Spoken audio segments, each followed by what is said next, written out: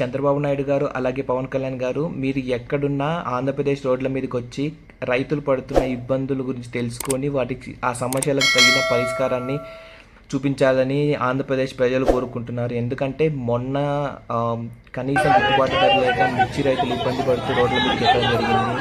ఇప్పుడు వచ్చేసేసి చెరుకు రైతులు వాళ్ళకి కనీసం గిట్టుబాటు ధర లేక వాళ్ళు రోడ్ల మీదకి ఎక్కడం జరిగింది.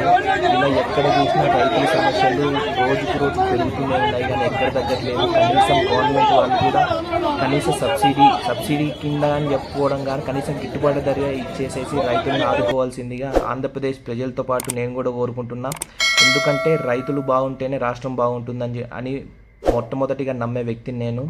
సో ప్లీజ్ ఒకసారి రోడ్ల మీదకి వచ్చి కనీసం వాళ్ళు పడుతున్న ఇబ్బందులు వాళ్ళ సమస్యల గురించి తెలుసుకొని కనీసం గిట్టుబాటు ధర వాళ్ళకు ఏర్పరిచి రైతులని ఆదుకోవాల్సిందిగా మీ గవర్నమెంట్ రిక్వెస్ట్ చేస్తున్నా.